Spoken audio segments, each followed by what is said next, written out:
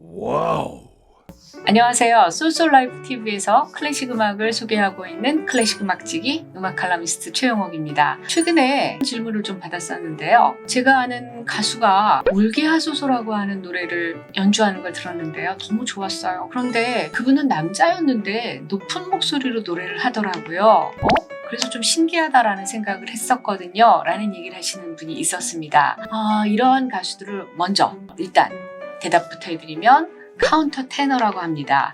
카운터 테너, 이름 좀 어렵게 생각이 되시죠? 남성인데 여성의 영역의 소프라노나 메조소프라노, 알토의 소리를 내는 가수들을 카운터 테너라고 해서요. 남성들은 소년 시절까지만 해도 이 여성의 높은 목소리를 낼 수 있는 변성기 전에 이 소리를 냅니다. 그래서 이런 여러분 아시는 비엔나 소년 합창단, 나무 십자가 합창단, 이런 합창단들을 보이 소프라노라고 해서 소년들, 남성이긴 하지만 여성의 높은 소리를 낼 수 있는 그런 가수들이라고 생각을 하거든요.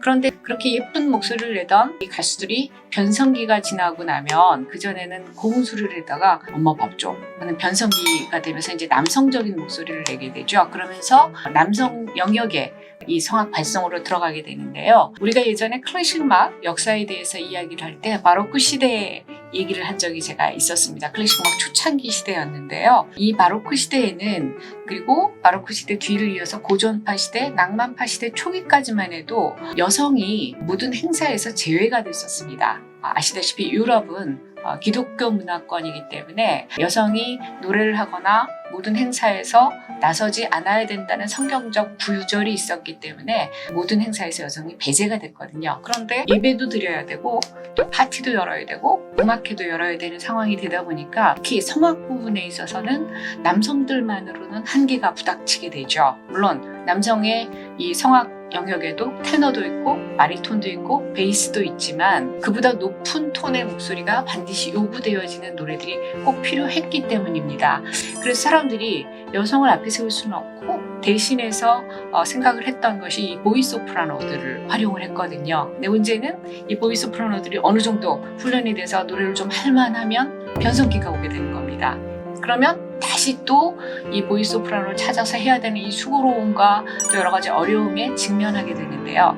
그러다 보니 사람들이 생각해낸 것이 거세라는 것을 생각하게 됩니다. 거세는 아마 여러분들 설명드리지 않아도 어떤 건지 잘 아실 건데요. 남성성을 없애버리는 그런 적이었죠. 그래서 거세를 하게 되면 남성 호르몬이 차단이 되기 때문에 이 신체는 남성적으로 크게 성장을 해도 목소리는 이 어린 시절 고운 목소리를 그대로 유지할 수 있는 이런 불완전한 목소리라고도 할 수 있고 불완전한 남성이라고도 할 수 있겠죠. 그런데 이런 가수들이 여성의 역할을 대신하게 됩니다.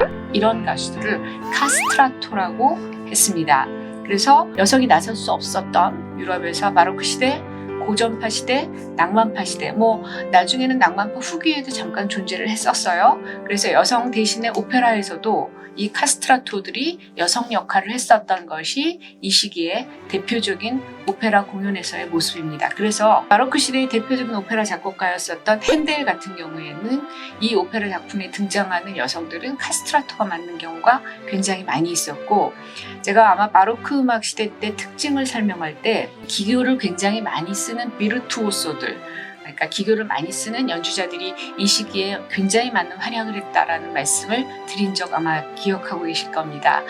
이 어렵게 카스트라토가 됐잖아요. 하니까 이 가수들은 내가 갖고 있는 재능, 내가 갖고 있는 이 노래 실력, 내가 갖고 있는 이 높은 목소리, 이것을 뽐내는 것이 사실은 굉장히 주된 그런 모습이었기 때문에 얼마나 높은 소리를 낼 수 있는지, 또 얼마나 길게 호흡을 유지할 수 있는지, 또 얼마나 많은 기교를 쓸 수 있는지를 보여주는 것이 그 당시 카스트라토들의 가장 큰 연주 모습이기도 합니다. 하다 보니 굉장히 기교를 많이 쓰는, 또 기교가 뛰어난 가수들이 이 카스트라토들의 특징이기도 했거든요. 그래서 한 시대를 이 카스트라토들이 풍미를 했는데, 아무리 그렇지만 이 노래를 위해서 노래 잘하는 이 소년들을 거세하는 이 일은 너무 잔인하다라는 사람들이 생각이 대두되기 시작을 했고, 이 교황청에서도 또 당시 학자들도 이제 거세는 더 이상 하지 말자라는 합의가 이루어지면서 카스트라토는 역사 속으로 사라지게 됩니다. 그리고 그 자리를 여성 소프라노, 메조소프라노, 알토가 이제 메꾸게 되죠.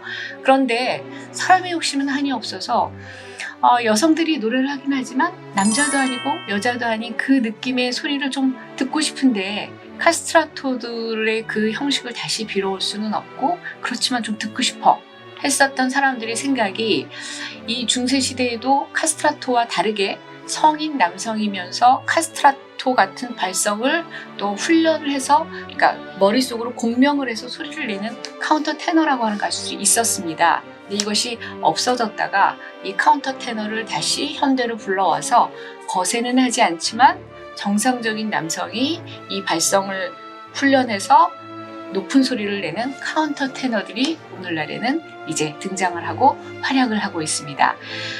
카운터 테너 같은 경우는 그래서 정상적인 남성이라고 보시면 되고요.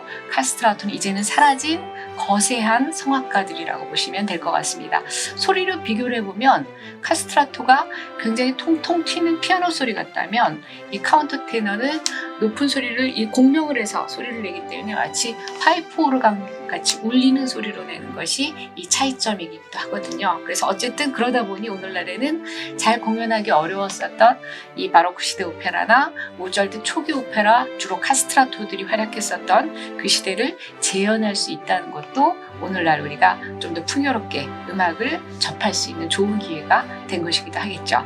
이제 카운터 테너와 카스트라토 여러분 혼동하시지 않겠죠? 네, 오늘은 카운터 테너와 카스트라토에 대해서 알아봤습니다. 감사합니다.